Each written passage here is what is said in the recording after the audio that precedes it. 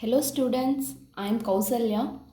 Today we are going to discuss about electrical analogous of mechanical translational systems.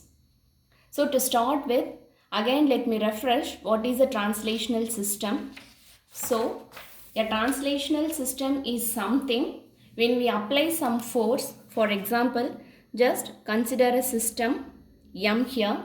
When we apply a force F, this mass M or the object M will move from this position to some position. Right. So the distance covered, okay, the distance between the initial position and the final position is denoted as x, and that x is nothing but displacement. So when you differentiate displacement with respect to time, that is dx by dt, it is nothing but velocity v. So this velocity v is equal to dx by dt. Suppose you need displacement in terms of velocity, just you have to integrate on both sides. So the first step is when you want dx, just keep this dx as such, that is dx here. When you move this dt to this side, that becomes v into dt. When you need only x, just integrate this expression on both sides, and finally you will be having x is equal to integral of v into dt. That is displacement in terms of velocity. And the last one is acceleration. That is when you x is your displacement, when you double differentiate, that is d square x by dt square is nothing but acceleration. So this acceleration can be expressed in terms of velocity v. So dv by dt is nothing but your acceleration. So acceleration in terms of velocity is represented as dv by dt. So these are all the basic terms you must know. And now we are going to discuss about electrical analogous. This is nothing but a mechanical translational system will be given. As we all know, a mechanical translational system consists of mass, spring and dashpot. So we are going to convert that mechanical translational system into an electrical network, and we all know an electrical network will consist of an voltage source or current source. Apart from that, it will be having a resistor, inductor and a capacitor, right? So first, this is the diagram, basic conversion diagram. And the mechanical system, as we all know, the input which we are giving is force, right? We are going to apply some force on a mass m, and due to this force there will be some change in the net velocity. So here the output is velocity. So first we are considering force voltage system, right? So here the input will be voltage source, and here the output is nothing but the current which flows through the element. So first one, consider mass m. So when you consider mass m, when you apply force F, and this force F is nothing but equal to m into d square x by dt square, right? So this d square x by dt square can be written as m into dv by dt. We saw just now, right? So this mass, when represented in terms of electrical circuit, this mass becomes an inductor L, right?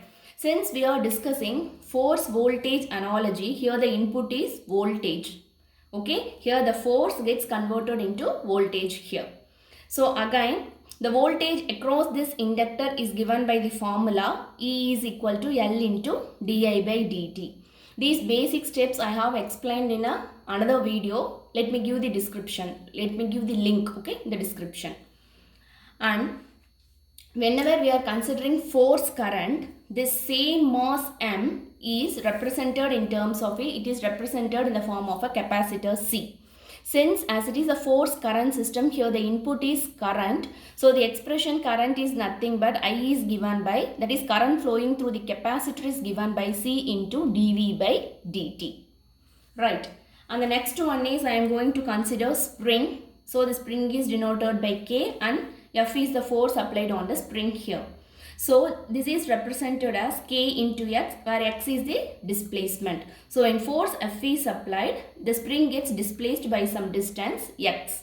So F is equal to K into X. As I already explained, we are expressing x in terms of velocity. So x is nothing but integral of v into dt. So this spring is represented as a capacitor in force voltage system, and the same spring is represented as an inductor in case of a force current system.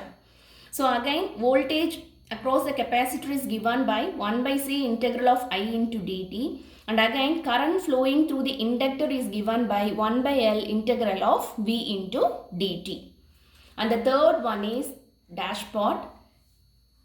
Here dashpot, again F is a force applied on dashpot and X is the respective displacement. So F is given by F is equal to B into dx by dt. So dx by dt can be represented as a velocity v. We had already seen this. So it is represented as B into v.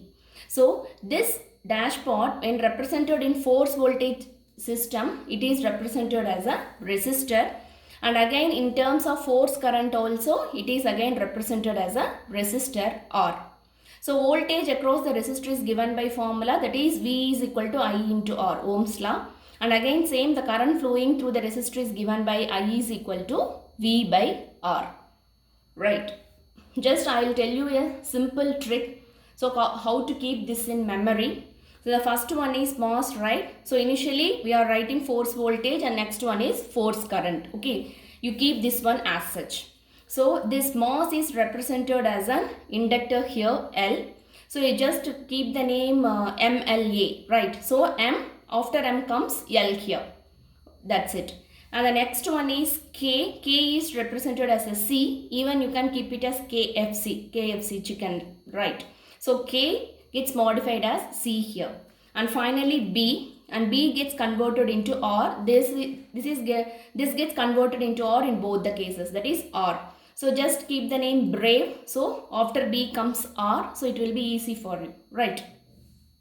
So this is the basic trick. So first write this one, that is MKB gets converted as L, C and R. Regarding this force current system, just interchange capacitor and inductor. Okay, in place of inductor you draw capacitor, and in place of capacitor you just draw the inductor. Right? This is a simple technique to keep in mind. Okay, so that's all. The video gets over here. Thank you.